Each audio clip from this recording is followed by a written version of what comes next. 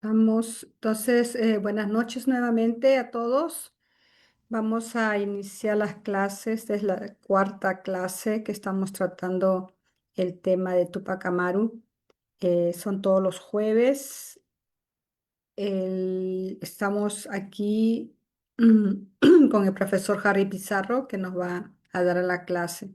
Entonces vamos a estar aquí más o menos en la exposición más o menos 30 minutos, luego va a ser preguntas, los que están en vivo pueden elaborar sus preguntas también y se va a leer aquí y los que están pues acá en la sala lo pueden elaborar o pueden levantar la mano para darle la palabra. Entonces vamos a empezar, compañero Harry, adelante.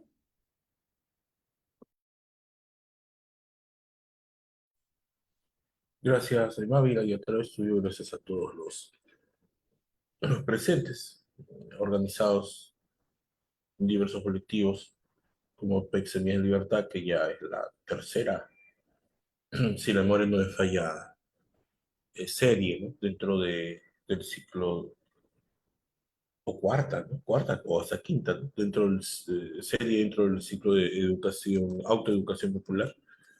Y estamos hoy día culminando el texto de Juan José Vega, que está en el aula virtual, y luego ya pasaríamos a revisar otro texto breve, pero copioso, del gran historiador peruano de ascendencia china, Emilio Choi Ma, quien tiene diversos artículos sobre la rebelión de Tupac Amaru y que he escogido uno específico también desde el punto de vista analítico. Luego ya pasaremos al texto de Kurt Lewin, pero creo que será dentro de unas cuatro sesiones al menos. Vamos a retomar donde nos quedamos y hacer una reflexión, ¿no? Sobre los grupos que existían dentro de los rebeldes eh, del movimiento de Tupac Amaru. Y me gustaría luego en la participación, o en los minutos que le corresponde a la participación de los presentes, qué, qué reflexión, ¿no? Acerca de cuánta similitud o diferencia existe dentro de, por ejemplo, el actual movimiento popular, el actual movimiento que busca pues cambios en el país y que también nos hace pensar que esta división que tenemos al interior del gran movimiento pues no es algo nuevo, ¿no? Tiene varios siglos en que no nos encontramos. Como decíamos, eh, entre las distintas facciones estaban pues los... a ver, disculpen, parece que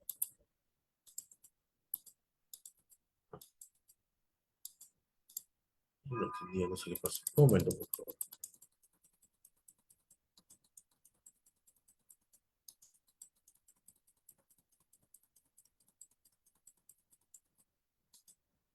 Ajá. Teníamos a los denominados racistas que buscan eliminar físicamente una limpieza étnica, al fin y al cabo, a todos los que no fueran considerados indios. Y ahí era el tema, ¿no? Es decir, no solo a los españoles, como el corregidor Arriaga, ¿no? Las altas autoridades virreinales y eclesiales, sino también a los criollos, es decir, a los nacidos en el Perú, descendientes de españoles, y también a los mestizos. Y eso también incluía a los afrodescendientes, ¿no? Y al mestizaje, ¿no? Esta mezcla cultural entre, por ejemplo, indios con, con negros, ¿no? Lo que denominamos mulatos, zambos, etcétera, ¿no? Zambos es, bueno, resulta a veces oprobioso, ¿no? Recorrer ese sistema de castas en la colonia que hasta ahora permanece, ¿no? Por ejemplo, el mulato es blanco con, ah, con, un, con afro, ¿no? El sambo es si la memoria me falla, indio con africano, ¿no?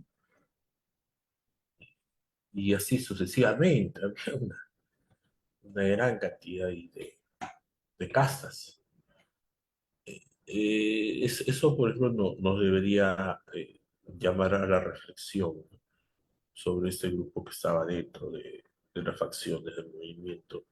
Y como señalé anterior ocasión, el más conocido, el denominado Indio Toledo, quien consideraba inclusive al mismo José Gabriel Condorcanqui un traidor. Imagínense ustedes, ¿no? Porque no apuraba, pues, de su formación católica, ¿no? Etcétera. Otro, otro sector, y eso también es parte de nuestra gran división que tenemos, producto de nuestra denominada herencia colonial, injusticias que van desde la época colonial. Recuerdo, por ejemplo, en una de las tantas rebeliones calladas por la historia oficial, la rebelión de, en la región justamente lo que ahora es conocido como Las Bambas, ¿no? La minera de Las Bambas, la región de Cotabambas, eh, producto de la represión y de las tragedias que existieron a raíz de la construcción de las carreteras, a raíz de las voladuras de los cerros para construir los túneles, ¿no?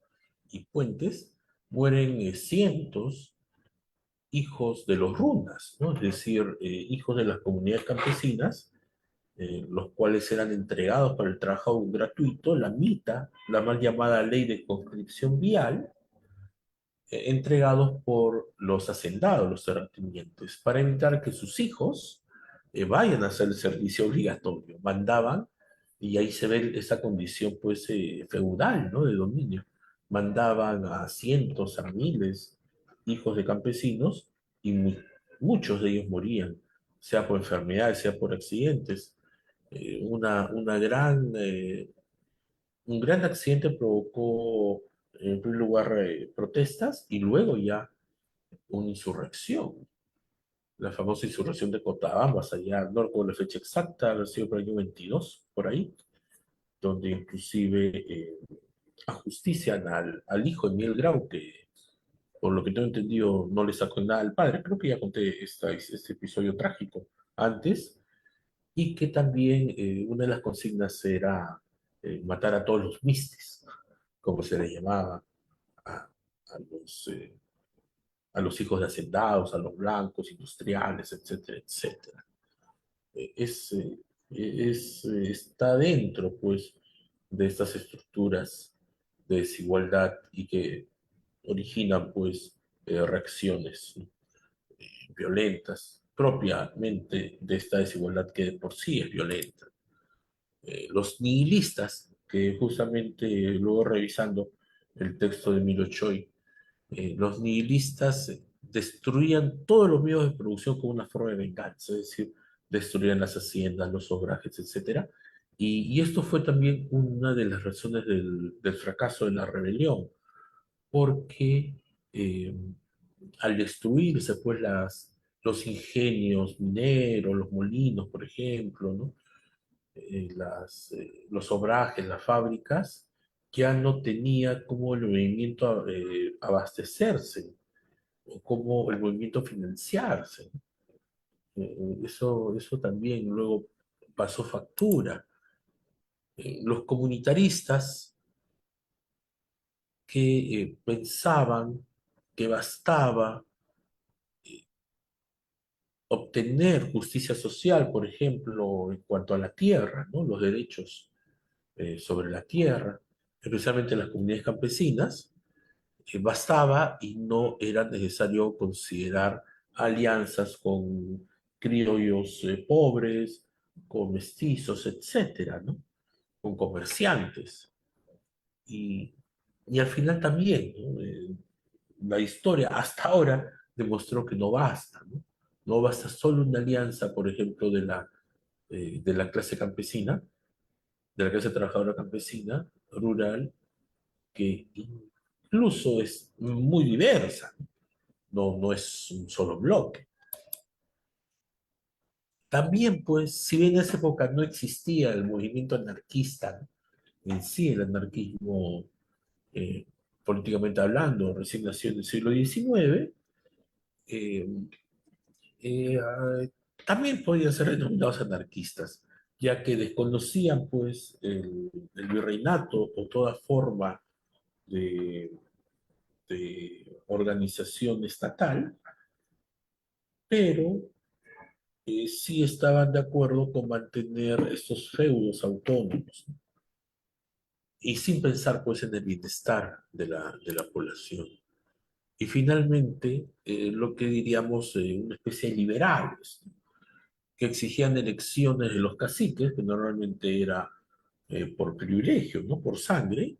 eh, Ellos exigían elecciones, ¿no? Inspirados quizá en los primeros padres, ¿no? De los padres de la independencia norteamericana, de las 13 colonias, que también, dicho sea de paso, tenían sus contradicciones, ¿no?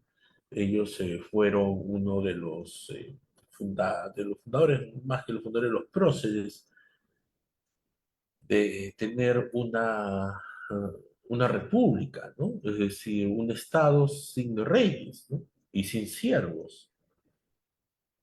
Dicho de paso, antes ya había repúblicas, ¿no? En la historia mundial existieron dos repúblicas, pero también tenían esclavos, ¿no? Esclavos principalmente africanos, y las 13 colonias fue producto, así como el Estado de Israel que hemos conversado recientemente, producto de un despojo de territorios sobre las comunidades originarias. Así, ese era la gran variedad, ¿no? Dentro del grupo rebelde de Tupac Amaru. Y ahora nos toca reflexionar sobre,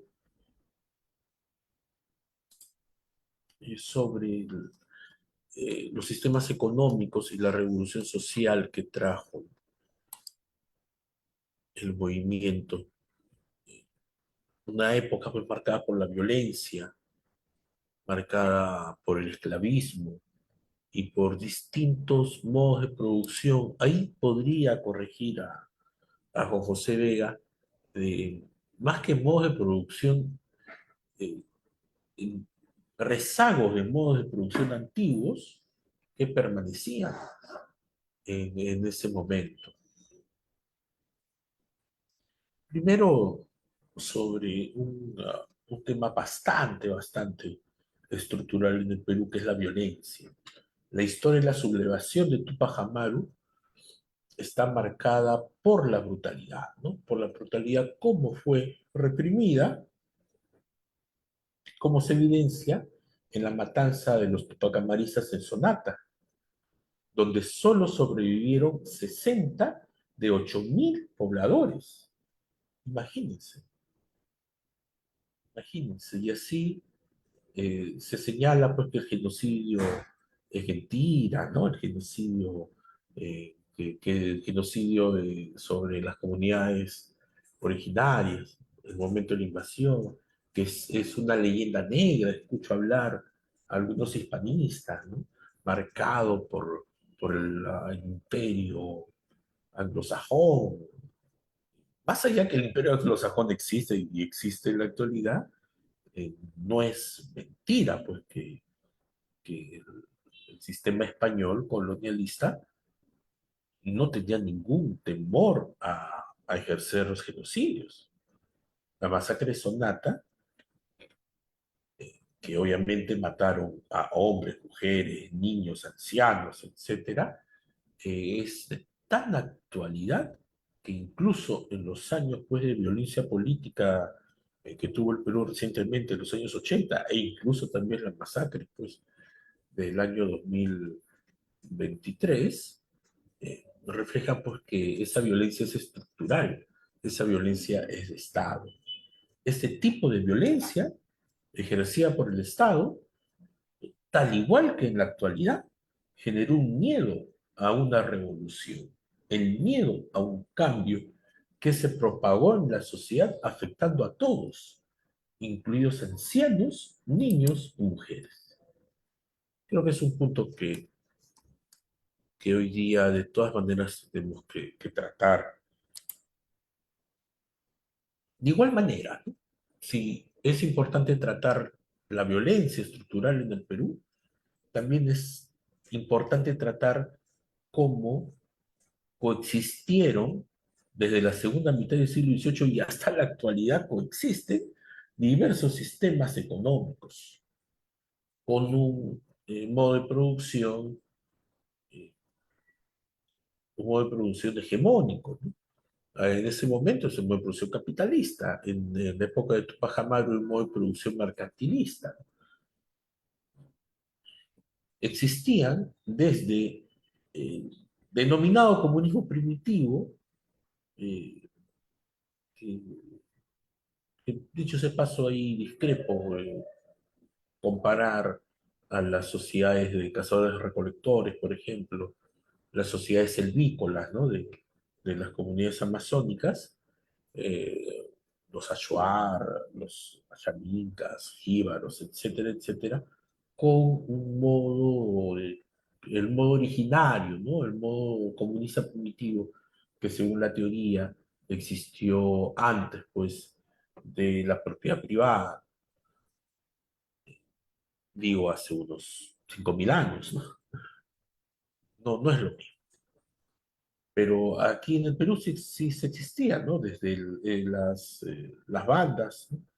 De cazadores-recolectores hasta sistemas capitalistas, extractivistas en Lima y en Potosí, por ejemplo, en donde estaba la famosa mina de Potosí. La realidad económica en sí era compleja. Destacaban, perdón, destacaban pues los ayllus, que eran las comunidades quechuas y aymaras, que tenían pues estas bases, esos rezagos del colectivismo prehispánico. Existía feudalismo predominante en las tierras andinas, donde los campesinos estaban en condiciones de servidumbre, sujetos a los grandes propietarios agrarios, y el comercial era un eje fundamental del capitalismo emergente, ¿no? Esta fase mercantilista, con monopolios que beneficiaban a Lima y la participación de comerciantes, que luego muchos de ellos se unieron al movimiento tupacamarista. Otro punto también para analizar es la minería y la industria textil. La minería basada en la explotación, en los sistemas de mita y de un salario irrisorio, muchas veces relacionado con el llamado enganche, ¿no? Es decir, te dan un préstamo y ese préstamo equivalía, por ejemplo, solo de un año. Y obviamente te pagan igual una miseria. O te hacían comprar, ¿no? Objetos que no necesitabas. Era crucial esta minería doblemente explotadora para el mercado mundial y la economía del imperio hispánico. Solo en esas épocas ya existía el patrón oro, por ejemplo. Los obrajes, los talleres textiles también jugaron un papel importante, aunque los salarios eran pobrísimos, y es más, ni se respetaban, ¿no? Los denominados salarios mínimos ¿no? Para nuestra época. La producción de estos sectores contribuyó significativamente a la riqueza, pero no a la riqueza del llamado Reino del Perú, qué sé yo, ¿no? Sino a la riqueza del rey de España, inclusive a la riqueza particular del rey de España. Eso es algo que lamentablemente a veces la historia omite. Por eso éramos colonia. No sé en qué idioma se les puede decir. Otro punto era la presencia de los esclavos negros, es decir, afrodescendientes, en las haciendas de la costa y en las ciudades, complicaba aún más el panorama. Eran 40.000 esclavos en un territorio de 1,5 millones de habitantes. En el Perú del siglo XVIII se caracterizaba por las agudas contradicciones y una mezcla de factores autores muy heterogéneos. Por eso,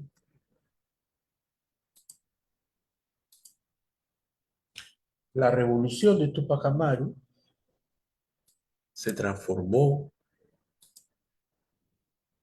en una verdadera revolución social. Desafió las estructuras coloniales, eliminó a los grupos dominantes, tanto criollos como españoles. Los criollos que habían prosperado también a expensa de las comunidades indígenas eran tan opresores como los colonizadores españoles, ¿no? Los denominados vistes.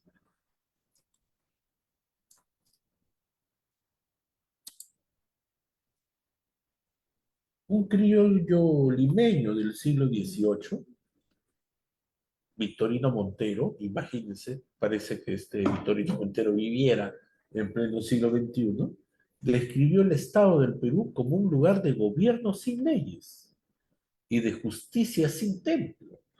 Su aguda observación refleja la complejidad y las contradicciones de la sociedad peruana de su tiempo, donde la lucha por la justicia y la equidad siempre ha sido, desde esas épocas hasta ahora, una constante. Por eso podemos decir que el Perú de Tupac Amaru era un mosaico de modos de producción, de clases sociales y de conflictos étnicos. La sublevación no fue solo un intento de transformación social, sino también es un reflejo de las profundas contradicciones que caracterizaban y caracterizan a la sociedad peruana en el siglo XVIII.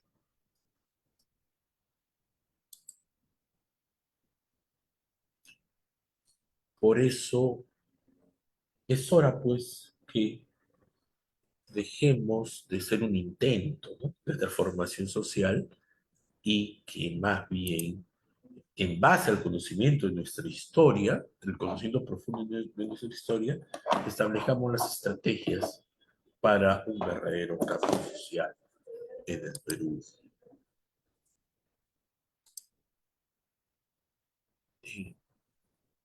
Estamos 8:40, brevemente, porque hemos culminado el texto de Juan José Vega. Con esas conclusiones vamos a dar un adelanto del siguiente artículo. Como señalé, es, es sobre la Revolución Tupac Amaru, originalmente publicado en la revista de Antropología e Historia, tomo 3, editado por la Universidad Nacional Mayor de San Marcos, 1988, páginas 106 y 134, en el denominado, las lecturas, los tenía en físico, lamentablemente en un lado se perdió, eran las denominadas lecturas Emilio Choi. Recuerdo, en las épocas fue estudiante de las aulas sanmarquinas. Lamentablemente no lo encontré en digital. Espero encontrar primero en físico de nuevo para poder, pues, escanearlo, ¿no? Un gran texto de este historiador que, al igual que Mariátegui, autodidacta, eh, que dicho sea de paso, ¿no? Así hay cientos de libros y muchos de ellos buenos.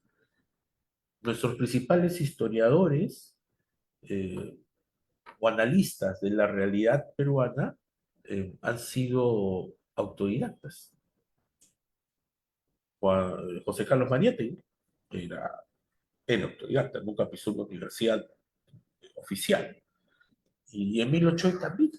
Sin embargo, disculpen, tanto Mariátegui como Emilio Choi no solo son ejemplo de autores que han escrito o que han tomado, como se dice, el toro por las astas, ¿no? Han tomado episodios de nuestra historia que muchos prefieren callar sino desarrolló una metodología y un análisis que muchos académicos se envidiarían. Brevemente pasaré a hacer una reseña para luego ya entrar a la ronda de preguntas. Emilio Choimá fue un historiador, antropólogo peruano, como ya señalé, de ascendencia china, nacido en 1915, muerto relativamente joven, en 1976, tenía 60 años, reconocido por sus contribuciones pioneras a la renovación de los estudios históricos y antropológicos en el Perú. Su enfoque interdisciplinario, su perspectiva genuinamente marxista, le permitieron desafiar las narrativas tradicionales y promover una historia más vinculada a las luchas sociales, que también ese es el tema. Olvidamos que nuestras narrativas, como se dice en la actualidad, deben estar orientadas a las luchas sociales, más que a detalle de las batallas, ¿no? O estudiar a un solo personaje, ¿no? Sin un personaje solo por él, solo por sus iniciativas personales, ¿no? Vale la redundancia, sin entender su contexto, ¿no? Ese es el valor de Emilio Choi, que a pesar de no tener formación académica, ha desarrollado una obra influyente, lamentablemente censurada en nuestra historia, ¿no? Destacándose por su crítica al hispanismo y su defensa de las perspectivas que ahora conocemos como decoloniales o anticoloniales, pero sin abandonar su posición marxista. También señalar que Emilio Choi no pudo estudiar en la universidad, no fue por falta de capacidad intelectual, que evidente que la tenía y mucha, sino porque a la temprana muerte de su padre, en su adolescencia, tuvo que abandonar los estudios formales por trabajo. Entre, entre sus muchos aportes, solo voy a destacar algunos. Primero sobre las migraciones prehispánicas. Él también como ha llegado pues a todo lo que es la cultura china, eh, sostuvo una hipótesis que el Homo erectus, ¿no? Esa facción del Australopithecines que da la primera migración, ¿no? Desde el África y aparece, se desarrolla en Asia, especialmente en China, el llamado antes hombre Pekín, el Homo erectus, llegó a América, ¿no? Lo tuvo como hipótesis. Otro de sus aportes, pues, es su crítica al hispanismo. Cuestionó las narrativas eurocéntricas, especialmente los debates en defensa de la obra de Nica Garcilaso, que dicho sea paso ahora está demonizado, yo creo por exceso, ¿no? Excesivamente. Está denostado Garcilaso, creo que a Garcilaso se le tiene que leer igual. Él defendió mucho en los debates, especialmente con el historiador argentino Roberto Levillier, y, y colocando a la obra de Nica Garcilaso como un ejemplo de pensamiento anticolonial. De igual forma utiliza pues el materialismo histórico para analizar las luchas sociales y la historia de los movimientos populares en el Perú.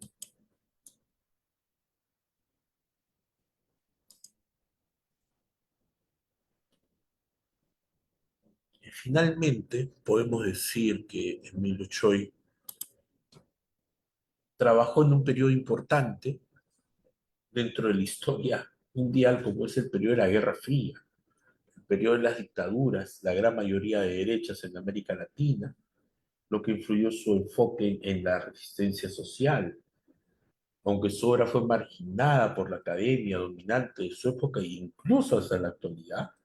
Hoy se le reconoce como un pionero en la integración de la antropología y la historia desde una perspectiva crítica. Actualmente se han hecho algunos libros, compilaciones, eh, recomiendo ahí, voy a buscarlo si se puede en digital, sobre su vida y obra de este gran historiador peruano Emilio Choi. Y en la próxima lectura, que ya la vamos a ver la siguiente semana, que está en el Classroom, él hace énfasis en cómo la rebelión de Tupac Amaru tuvo relación con pues, la política británica, ¿no? El imperio británico en el siglo XVIII.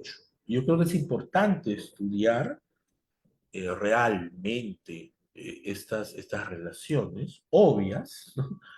Por el contexto en que se daba, para derribar esos mitos o esa posverdad, ¿no? Hecha por los hispanistas, que nosotros nunca nos quisimos independizar y que, como siempre, ¿no? Como somos ciudadanos de segunda categoría, somos infantiles socialmente hablando, no podemos nunca rebelarnos, ¿no? Y si nos rebelamos es porque algún foráneo nos impulsa, ¿no? A rebelarnos. Esas leyes conspiranoicas, ¿no? Que dicen que, como señaló, nunca nos quisimos independizar, que todo fue una conspiración judeo-anglo-masónica y no sé qué más, que es totalmente irrisorio. Por eso creo que es importante el texto de Emilio Choi. Y como señalé, de aquí a unas 5 sesiones o más, pasaremos a un libro ya más denso, como es el del gran historiador Kurt Lewin. Y bueno, eso sería todo por ahora. Escuchamos la participación de los compañeros. Gracias, compañero Harry. Entonces ahora vamos a abrir el espacio para las preguntas, comentarios, aportes que quieran hacer. Por favor, levanten las manos para poderlo, mm, para poder hacer las preguntas. Bueno, yo tengo una pregunta, Harry, y justamente viendo lo que está pasando actualmente,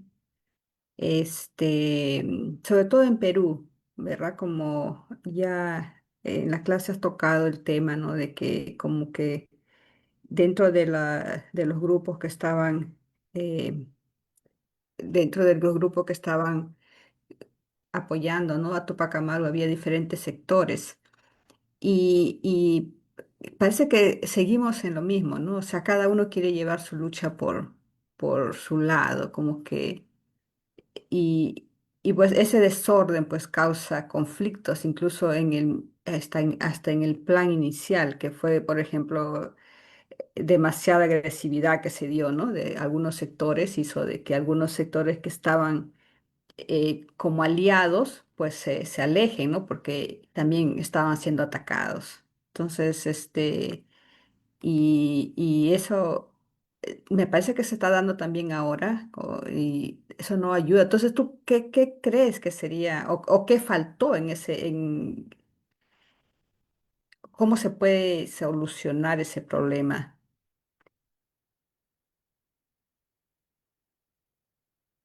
No sé si me entendiste la pregunta. O sea, Sí, ¿cómo se puede solucionar? Bueno, muy buena pregunta. Creo que en primer lugar, haciendo eh, más que un mea culpa, ¿no? Aquí lo importante es que al fin y al cabo este lema que siempre se habla, no solo el pueblo salvará al pueblo, se haga carne, ¿no? Se haga obra. Es decir, en el pueblo está la respuesta. Y esa respuesta se tiene que llegar en base a un diálogo y hay un tema que señaló con José Vega, en base a deponer en conos personales o enconos inclusive grupales, inquinas, y de poner quizá algunos reclamos eh, muy particulares para entrar a un fin común. Esa es la la gran misión que, como señalo, solo el mismo pueblo tiene la respuesta. Otro tema que tiene que ser ampliamente popular, es decir, de ancha base, un movimiento, porque muchas veces se confunde que o se niega o se invisibiliza que, como bien señaló Tupac Amaru, esto es una lucha de los desposeídos, de los que no tienen nada, contra los que lo tienen todo y son ricos porque explotan. Entonces, no se tiene claro esto. Eh, y ahí viene también la doble problemática. El movimiento tiene que ser popular, tiene que ser de los de abajo. Es más, tendría que desechar o prescindir de los dirigentes que vienen pues de una élite o vienen inclusive de una familia dirigencial, sino que sean los voceros más bien de las bases, genuinamente. La pregunta es cuántos eh, líderes son genuinos representantes de sus bases, cuántos responden lo que la población requiere o su comunidad requiere y no lo que ellos sienten, ¿no? Esa es una. Eh, y que debemos de tomar esa dirección. Pero necesitamos también de las clases medias, necesitamos también de los sectores comerciantes, necesitamos también de incluso las clases altas, ¿no? Que no están de acuerdo con ese sistema. Entonces, ¿cómo integrar a un movimiento de ancha base a estos grupos sin que se desvíe la forma, como bien señalaba Mal, que unas veces ya está todo listo y a la hora de la hora quieren cambiar lo básico, lo que en teoría se sale, por lo que se sale a luchar, ¿no? Y esto responde a que se desvíe el movimiento cuando se dan otros intereses, a lo que yo denomino intereses de clase. Sectores de la burguesía, van tomando predominancia, van copando las direcciones, con la excusa que se sabe más, que están más preparados, y eso es mentira, y se va desarticulando el movimiento, ¿no? La clásica que aquí lo sufrimos en las marchas, no, así no, ¿no? Me acuerdo bien, unos organizadores, ¿no? Que no, así no marchamos, que esa bandera no la sumamos, esas acciones no, no, así no, que son muy violentas, etcétera, etcétera, ¿no? ¿Qué nos van a decir que la prensa? Ese es un ejemplo, ¿no? De que quien que está tomando la batuta no responden a los intereses ni a las acciones del pueblo. Pero como vuelvo a decir, no quiero extenderme mucho, es una relación contradictoria y hemos de darle esa salida. Se les necesita, pero que no lleven la batuta. Es lo que también pasó con Tupac Amaru. Con Tupac Amaru es un consenso de que necesitaba, de todas maneras, y él mismo también lo sabía, a los caciques, ¿no? A los curacas nobles, que tenían pues el dinero, tenían la fuerza de organización, ¿no? Necesitaban también sectores de la iglesia, necesitaban sectores criollos, porque si no, no iba a triunfar la revolución. Entonces, ese también es un punto. Y el otro, ya para terminar, es cómo vencer al miedo. Esa frase aquí, allá, el miedo se acabó, Es muy fácil decirla, pero difícil practicarla porque el miedo es, aparte paralizante, es genuino. Acá nos matan, nos meten presos, nos desaparecen, nos torturan. Esa masacre que he señalado pudo haber ocurrido hace 30 años y nos pudo haber parecido normal, ¿no? Las fosas comunes, las desapariciones forzosas de poblaciones enteras, es una práctica ya estandarizada en nuestro país. ¿Cómo vencer? No digo cómo vencer ese miedo, sino cómo desarticular desarticular con las Fuerzas Armadas, ¿no? En esa época el ejército realista y ahora las Fuerzas Armadas, para que dejen de ser un instrumento de opresión, ¿no? Un instrumento de tortura y que se pongan del lado del pueblo. Es otra tarea, ¿no? Que muchas veces, y eso veo, no se ha tomado en cuenta. Eh, Muy pocos ejemplos ha habido de querer tomar a las Fuerzas Armadas del lado del pueblo, o ponerlas del lado del pueblo.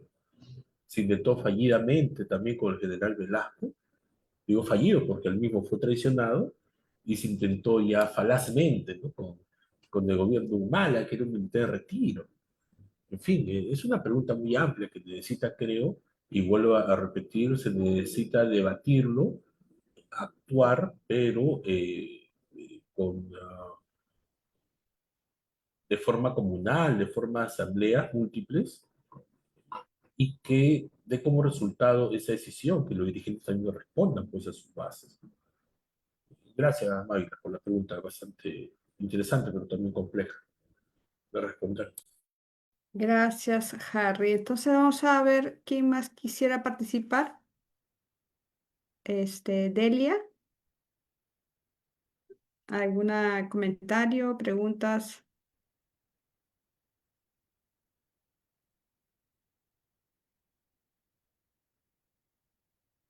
¿Tu micro está apagado?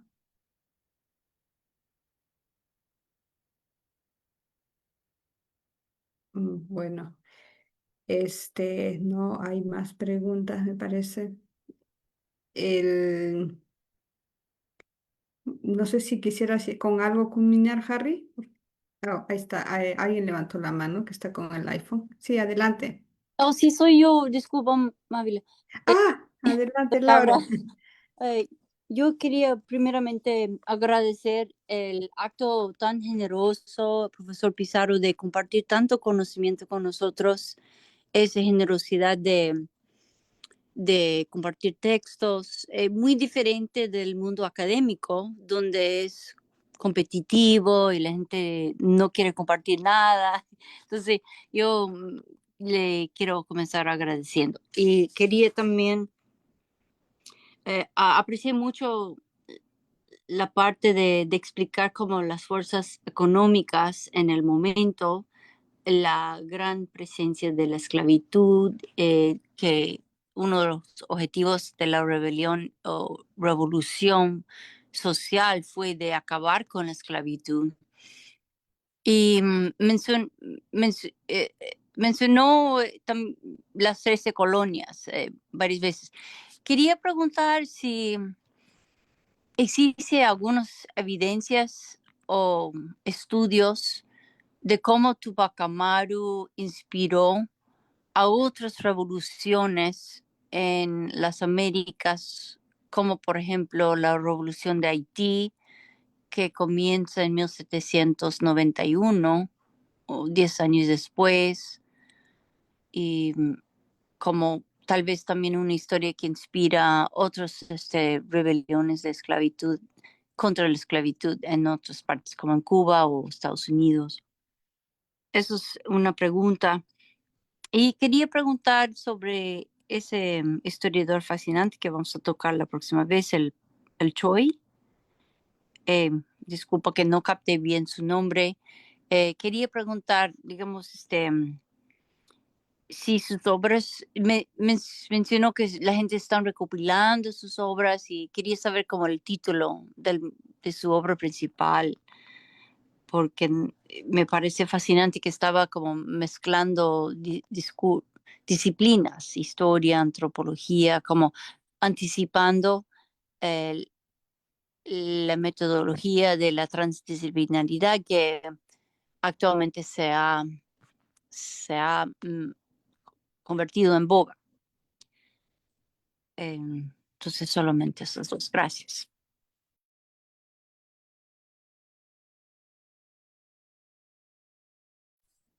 Sí, muchas gracias, compañera. El autor es Emilio Choi, está en el Classroom. Emilio Choi, Choi,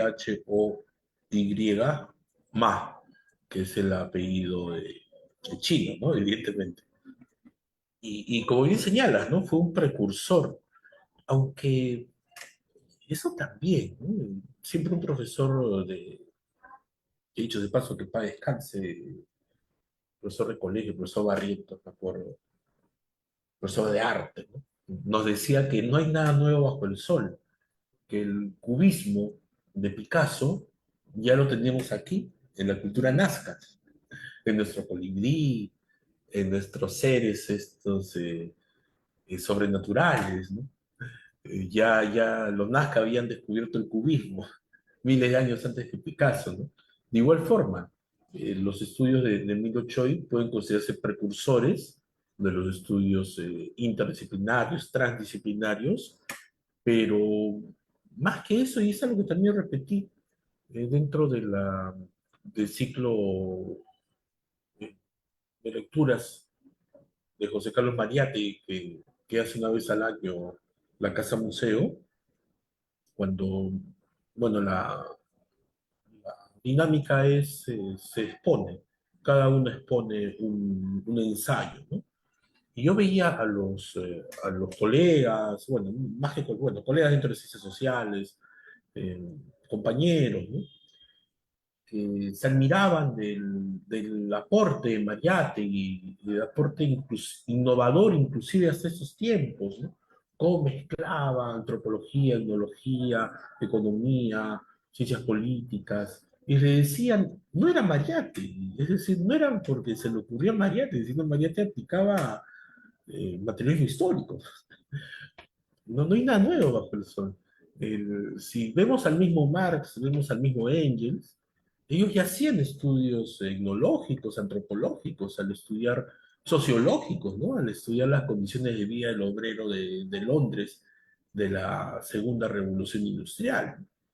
Es parte de, creo, del método.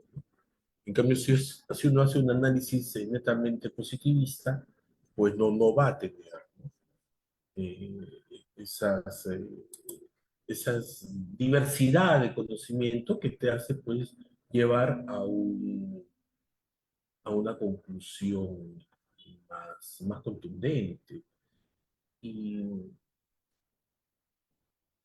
y bueno, sobre la pregunta de Tupac Amaru, eh, si bien es cierto pues que Tupac Amaru y su rebelión que dicho paso fue silenciada por la historia hispana, dejado principalmente como un rebelde, sanguinario, dicho sea de paso, sí, Tupac Amaru, a raíz de su formación jesuita, fue transmitido en las épocas de las rebeliones, especialmente las rebeliones, la guerra de emancipación en Sudamérica. No tengo conocimiento si se inspiraron los grandes, esos líderes eh, haitianos, ¿no? Henry Christopher y otros, yo diría que no era necesario que se inspiren. Las mismas condiciones materiales de opresión era suficiente para que desarrolle una revolución así, en este caso antiesclavista, ¿no? Mucho más en Haití. Pero lo que sí está directamente ligado es eh, todos los ideales de acuerdo al socialismo del siglo XXI en Bolivia, por ejemplo.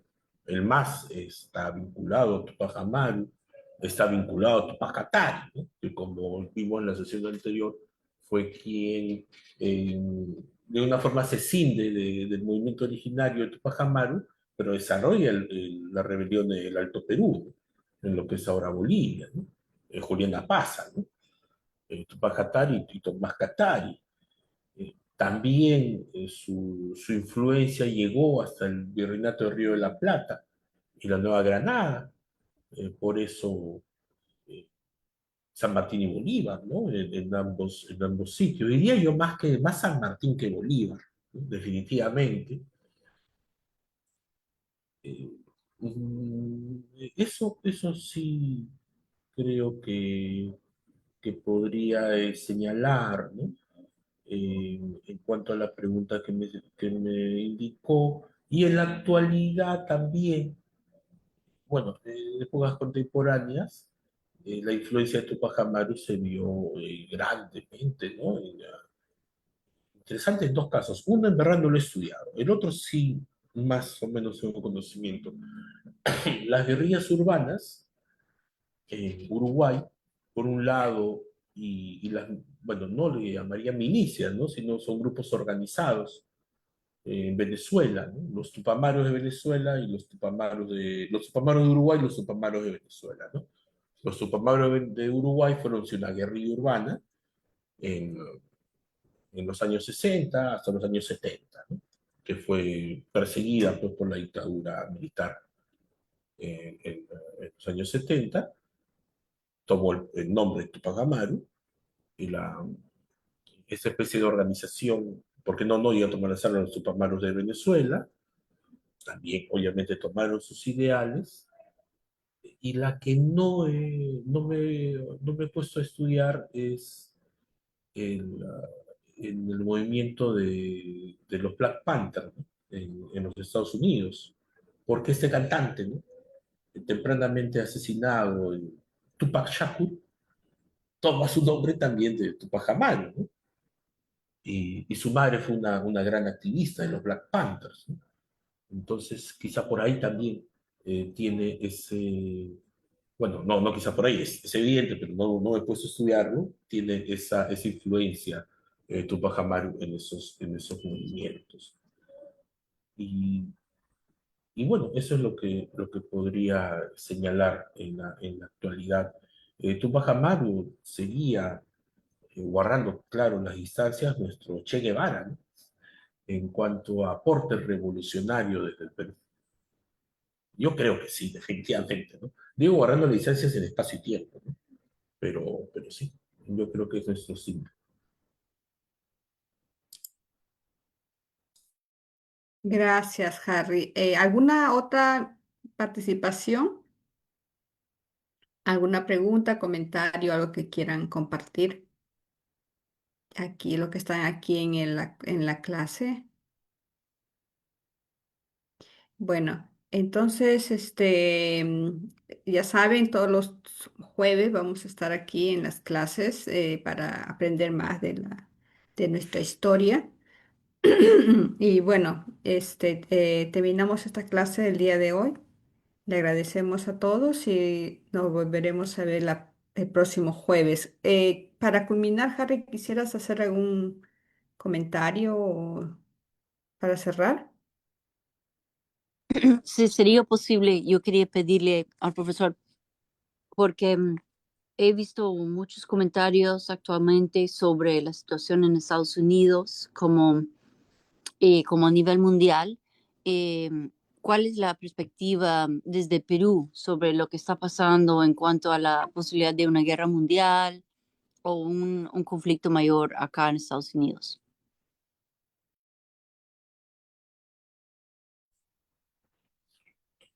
Bueno, es una pregunta bastante amplia.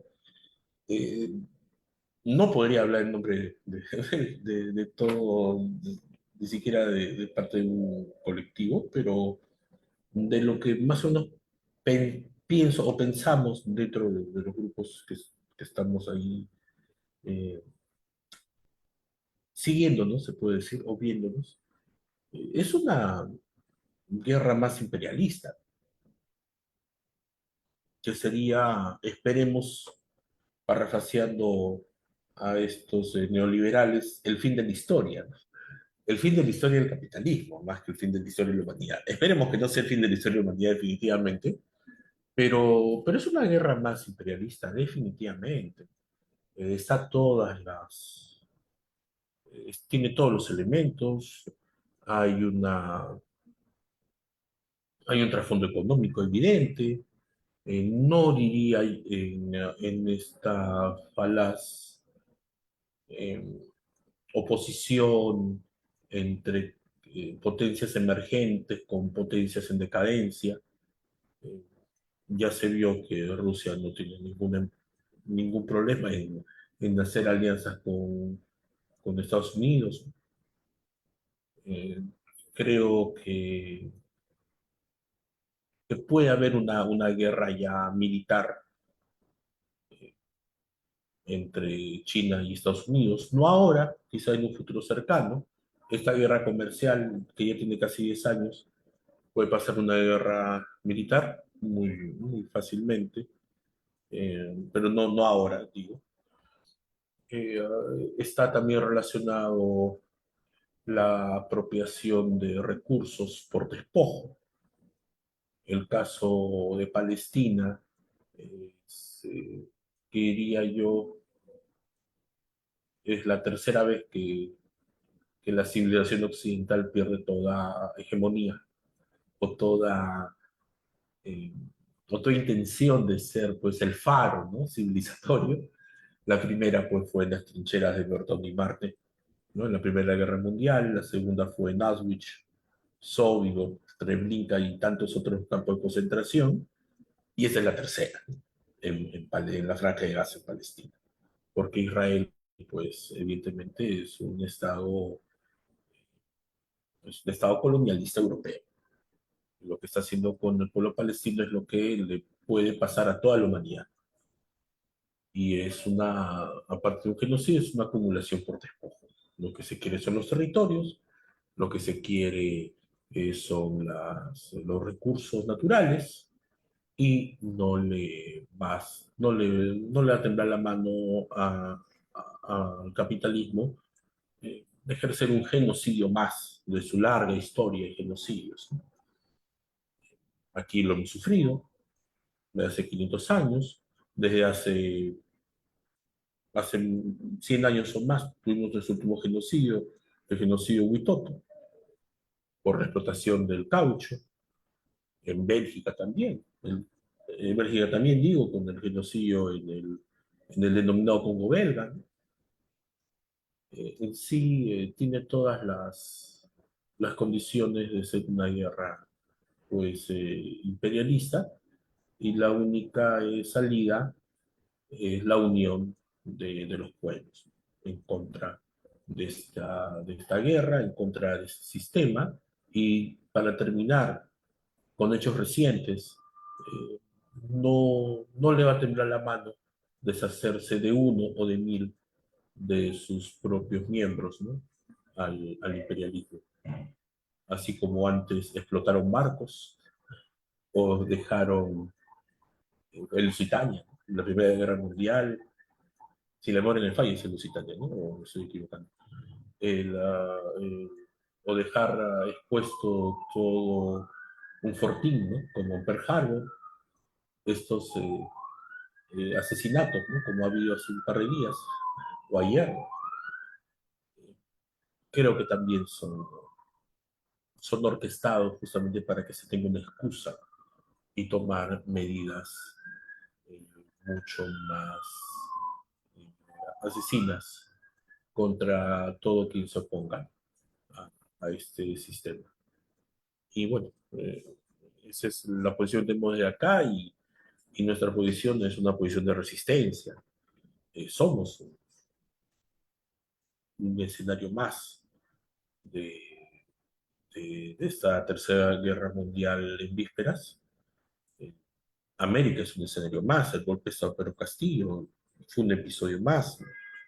Lo que se quiere pues es la total administración de nuestros recursos, del gas, del oro, la plata, principalmente el oro. Y a nivel de Sudamérica es evidente que lo que quieren es apropiarse del petróleo de Venezuela y del litio de Bolivia y así sucesivamente. Eso podría comentar. Disculpe que no he sido tan breve como quisiera, pero la pregunta es bastante amplia y bueno, creo que sería todo, Mavila. Sí, gracias, Harry. Bueno, gracias a todos por participar y continuamos la próxima semana. Gracias.